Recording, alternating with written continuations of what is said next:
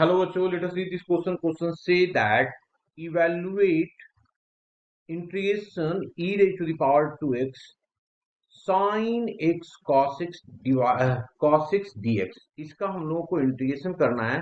तो यहाँ पे हम लोग की कंसेप्ट की बात कर लेते हैं। सबसे पहले तो लिखा की कंसेप्ट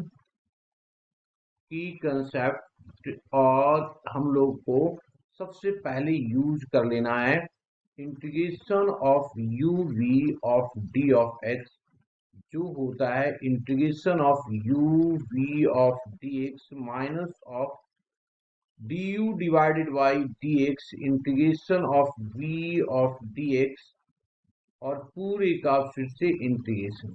इसमें यूज करने वक्त ध्यान रखना है I L A T E I let में जो पहला लेटर आता है उसको फर्स्ट, बाद वाले आते हैं उसको सेकेंड।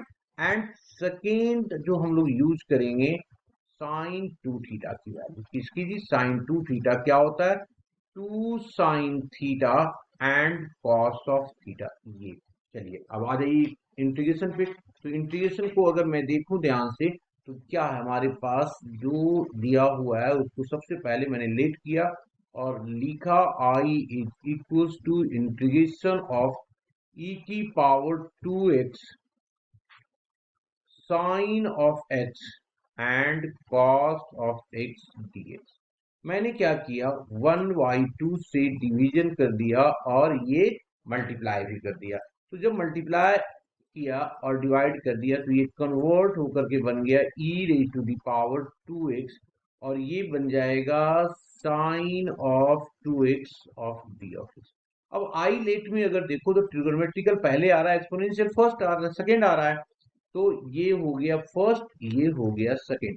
अब इसको हम लोग कर देते हैं इंटीग्रेशन बाई पार्ट।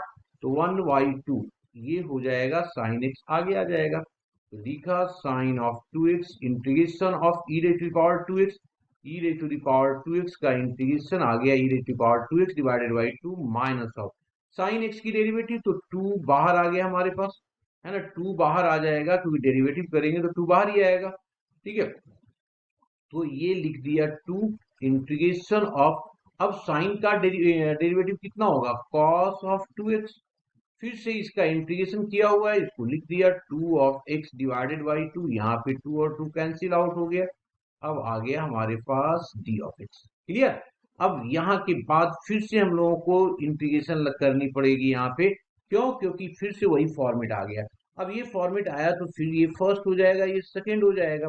तो इसका इंटीग्रेशन हम लोग कर रहे हैं फिर से। तो ये आ गया 1/2। इसको मैंने क्या कर दिया जी, इसको लिखा e 1/2 e की power 2x and sine of 2x minus, अब माइनस लिया और यहाँ पे इंटीग्रेट किया तो ये आ गया cos ऑफ 2x।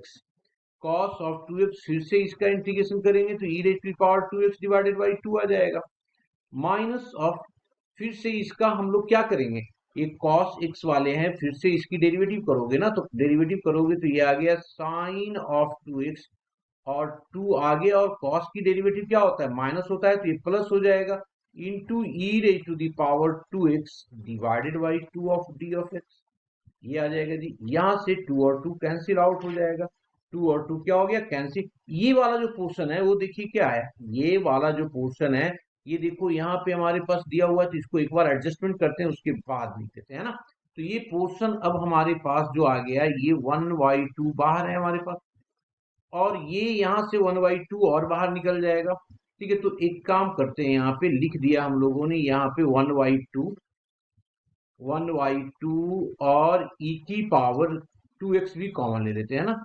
x की पावर 2x भी हम लोग यहाँ पे कॉमन ले लेते हैं। ये आ गया e raise to the power 2x divided by 2, और इस वाले पोर्शन से हमारे पास जो आ रहा है वो क्या आ रहा है sine x sine of 2 of x minus of cos of 2x, यही आ रहा है ना जी।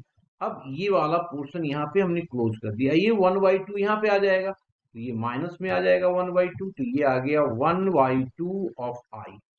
1/2 पूरा 1/2 को ही माना गया था तो ये i ही आ गया ना, सीधा सीधा ये i आ जाएगा। ठीक है जी, तो अब i आ गया तो इधर ले आएंगे 2i आ जाएगा।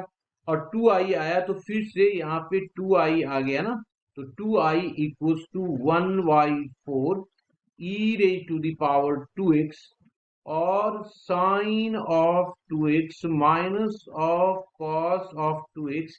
इसका मतलब i की वैल्यू जो आ जाएगा वो आ जाएगा e की पावर 2x डिवाइडेड बाई 8, 2 जो 4 4 दूना 8 हो गया, और हो गया sine of 2x minus of cos of 2x plus some constancy. यही हमारा क्या हो गया, आंसर हो गया। Hope you understood it well. Best of luck.